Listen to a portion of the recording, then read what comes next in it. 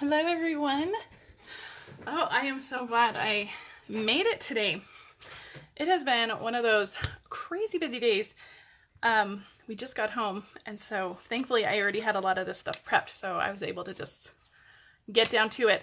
Yesterday, remember this is the second video in my little Easter mini series here for Easter treat boxes. Yesterday I showed you guys this cute little treat box.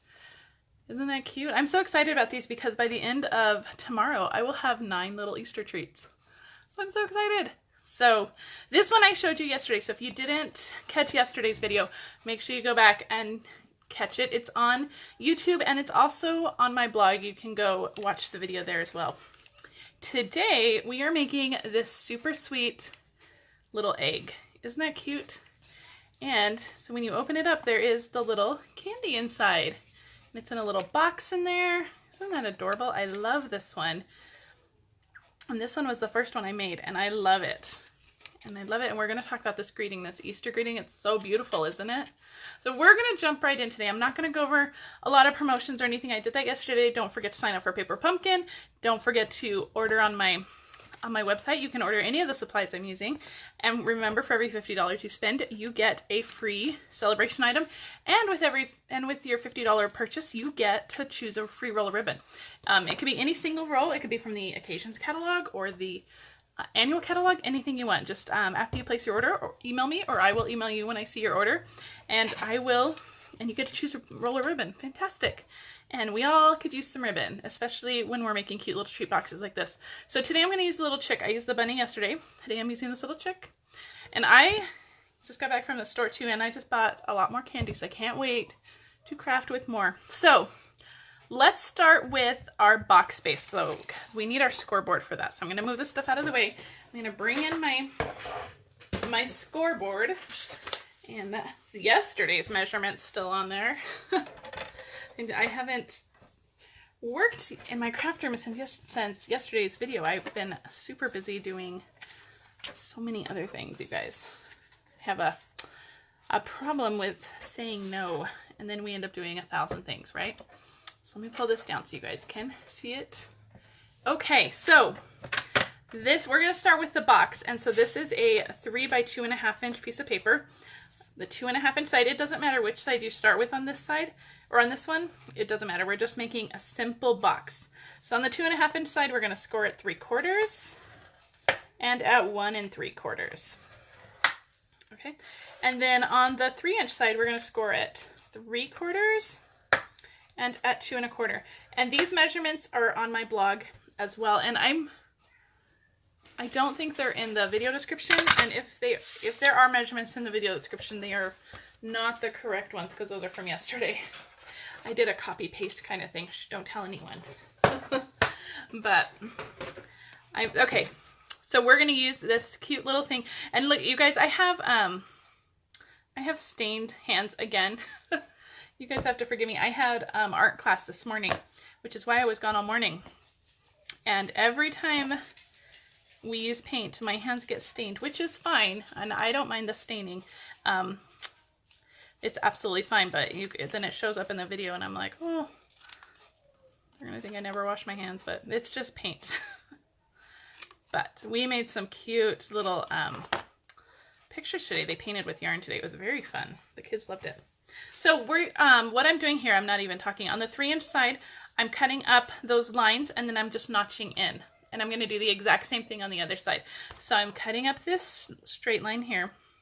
And I did not burnish my lines. I probably should have done that before I started, but we'll do it as soon as we're done with this part. And then just notch in. And the notching really will make such a difference when you're putting your box together. So this is the little shape you're left with. And let's burnish those lines now. And it's much easier to do it before you cut, because then in this case, you would only have 1 thing to fold up instead of 3, so it's always better to do it before, but I was talking and I did not. So here's our little box, and it's very little, but we don't need it to be huge. These are tiny little candies, and I'm going to use my Fast Fuse. Again, if you don't have Fast Fuse, use tear tape or the Tombow and I may pull out my tear tape. We'll see how Fast Fuse behaves today. If you guys watched yesterday's video, Fast Fuse was not behaving yesterday. So, and okay, one more tab. Come on, you can do it. All right. And so then these little tabs just get folded in just like that to create the box. So it's a very simple box. This is just your standard little box. So that's it. That's our little box. Perfect. Okay, we're going to bring in the Big Shot now because we need to cut our little egg shapes. So let me move some of this stuff out of the way. I'm going to pull in my Big Shot. And, okay, so I am using the Layering Ovals, and this is the largest oval from the Layering Ovals. And, well, it's the largest smooth-sided one. There's a scalloped one too, but we want just the plain oval. So, and I'm actually going to cut 2 at a time. I have 2 of the So Saffron Designer Series paper here. And that's from the Subtles pack of DSP. And I'm going to cut 2 at a time. I'm just going to stick it on there. It's DSP, so it's a little thinner, so cutting 2 at one time should not be a problem. So we're just going to run this through. There we go. I'm going to move my Big Shot because that is all we need for our Big Shot. And let me get our little pieces here. So I have 2 little pieces, and I'm going to keep them together here. And what I'm going to do is I'm going to pull in my paper trimmer now. Bear with me. I have it all piled down here. I didn't want to not have it handy. And all we're going to do is we're going to make a flat bottom. So I'm going to keep these together so they're cut the same. And I am going to cut, I'm just going to make sure this is lined up. I'm going to cut about 1/2 inch. So when I'm doing any measurements up to 1 1/4 inch, I always measure on this side. And so this is our 1/2 inch mark right there. And I'm going to just cut off just about 1/2 inch. And we may need to cut off another 1/4 inch, but I think that'll be fine. That's perfect. So we're just going to cut that off. I think I may have, for mine, I may have cut off 3/4 inch, but it looks like 1/2 inch is going to be fine too. So we're not going to worry about that. So this is a little trash. You don't need that. So now we have 2 sides, and I'm going to use this little dotted pattern because I've already used the striped one. Here's what we're making. Let me show you guys. So now we're just going to stick this on, and I am going to use the green glue for this only because the box is already assembled, and it's going to be very hard for me to do the snail or the Tombow on that, or the Fast Fuse. Oh my word. But you could use tear tape too. So all I'm going to do is just turn this upside down and lay my little box on there. And then I'll make sure to put it on there, and it's almost right to the bottom. And make sure to just give it a little press. Make sure that it's on there really well. And then I'll put some more Tombow on there, and we'll stick the other side on. And that will be our box. And this one looks a lot bigger. Did I use a different size oval? I must have used a different size oval for this one, but well, this one must be maybe the 2nd largest. How funny. I thought I used the largest, so that's the one I grabbed when I got home right away. How funny. But this will still be adorable, you guys. So how cute. It'll fit right in there. And it might actually fit in there a little better, especially the chick, because if you'll notice on this one, the chick kind of pokes his head out. So this larger one might actually be better. So cut off 1/2 inch on the bottom. Okay, we're going to let this sit and dry while we get our stamping done. So I'm going to set that off to the side while it dries. And I have a little piece of paper. This is 3/4 inch by 2. So that is my white piece of paper. And I am going to use, I'm using 2 different stamp sets today. My inks are going to be Crushed Curry and So Saffron to match everything. So this is So Saffron, that's Crushed Curry. The 2 stamp sets that I'm using today, the Happy is from the Well Said stamp set. This is in the Occasions catalog. You can bundle it with the amazing framelits, and this is a definite must-have. I love this one, and I've been using it a lot. And then the second stamp set that I'm using is one that will be available on March 1st. This is More Than Words. This is going to come out with our Celebration Coordination products, and let me show you these amazing products.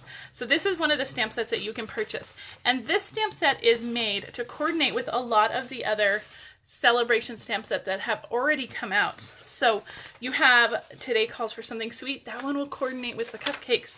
You have Jumping In and Hopping By. That's going to coordinate with the frogs. And you have Easter for the lilies, and I mean, this just coordinates with so many of our other celebration stamp sets that you might already have. And since you already have those stamp sets, you might be interested in these framelits as well. You can purchase these starting March 1st. There are framelits for the frogs, cupcakes, lilies, and then the 4 seasons, which goes along with the Painted Seasons bundle. And there's also a fun punch. This stuff is all available for purchase on Friday, on March 1st. So don't miss it. These are fantastic products you don't want to miss. So today we're using the Easter from the stamp set. Okay, so I'm going to stamp the Easter first. I'm going to move these out of the way so they don't get ink on them. And I'm using crushed curry for that.